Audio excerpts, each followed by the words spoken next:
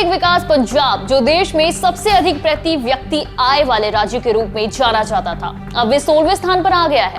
और वहीं देखा गया है कि पंजाब में 2020 से लेकर 2021 के किसान आंदोलन के बाद विभिन्न क्षेत्रों में जैसे कि निवेश, उद्योग, परिवहन, इन सब में पंजाब अब तक आंदोलन का खामियाजा भुगत रहा है। आपको बता दें कि विकास मानकों के इन सभी क्षेत्रों पर काफी ज्यादा प्रतिकूल प्रभाव पड़ा है।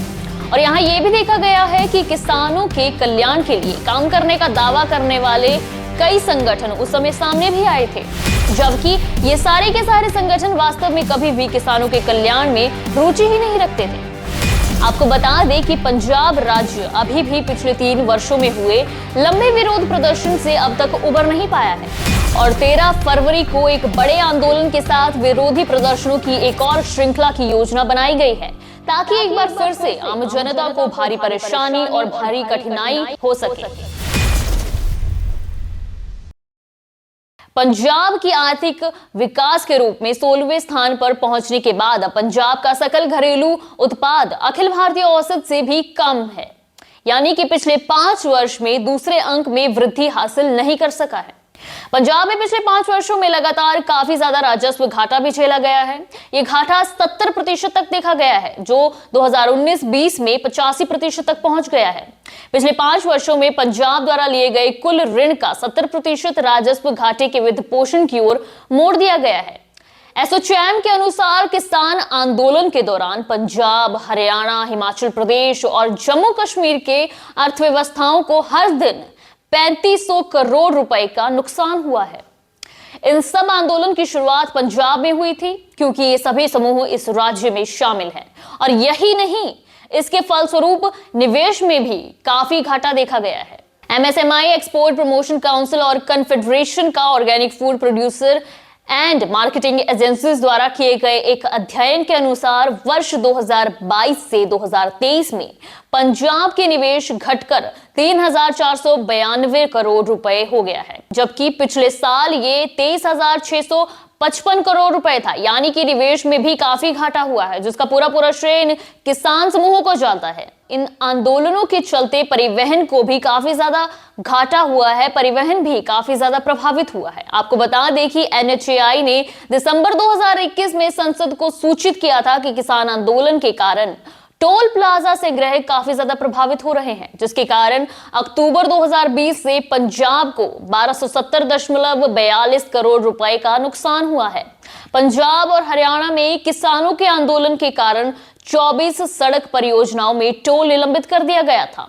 ऐसे में यह भी देखा गया कि कई ट्रेनें भी निलंबित कर दी गई थी, जिसके बाद 890 करोड़ रुपए का राजस्व नुकसान और 22 करोड़ रुपए की कुल कमाई का नुकसान बताया गया था।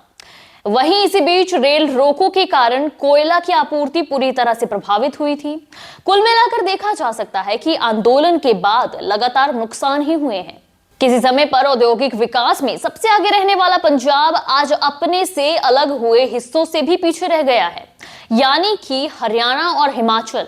आपको बता दें कि आंदोलन और उसके बाद के प्रभाव के कारण पंजाब में उद्योग पर कुछ इस तरह का प्रभाव पड़ा है कि पिछले 5 वर्षों में लगभग 60,000 उद्योग और लगभग 2 लाख करोड़ रुपए का व्यवसाय मुख्य रूप से पंजाब के बाहर चला गया है, यानी कि लोग बाहर के स्टेट्स में इन्वेस्ट करना ज्यादा बेहतर समझ रहे हैं, जिसके परिणाम स्वरूप खराब कानून व्यवस्था, उच्च लागत आई है। यह सब कुछ सामने आया है पंजाब सरकार द्वारा प्रकाशित की गई आर्थिक सर्वेक्षण श्वेत पत्र 2022 और 2023 में। आपको बता दें कि आंदोलन का असर कारोबार पर भी पड़ा है, जिसमें पंजाब के औद्योगिक क्षेत्र में 2015 से 2016 के बाद केवल 6% की औसत वृद्धि ही देखी गई है। फिलहाल पंजाब इस सूची में 10वें स्थान पर देखा गया है। यहां तक कि सेवा क्षेत्र में भी पंजाब में लगभग 7% धीमी वृद्धि देखी गई है और पड़ोसी राज्य में 10% वृद्धि देखी गई है।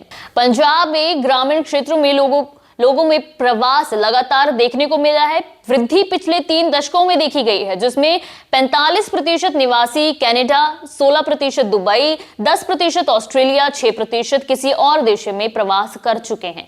वो पंजाब से बेहतर किसी और जगह रहना समझते हैं। वहीं पंजाब के कृषि उत्पादों के निर्यात में 2017, 2018 और 2021 से लेकर 2022 के बीच वहीं 2021 से लेकर 2022 के बीच $567 मिलियन की गिरावट भी देखी जा चुकी है।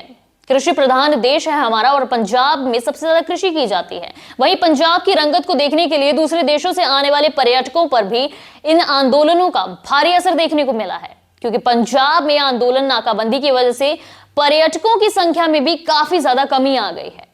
और जब सभी तरफ आंदोलन ही देखे जा रहे थे, तब पर्यटक दूसरे क्षेत्रों में जाना बेहतर समझ रहे थे। कृषि प्रभावित हुई, जबकि देखा गया है कि भारत एक कृषि प्रधान देश है, पंजाब उसका मुख्य स्रोत माना जाता है। लेकिन जब ऐसी इस तरह आंदोलन सामने आएंगे तो कैसे एक क्षेत्र को सही माना जाएगा घूमने के लिए या फिर कृषि के लिए?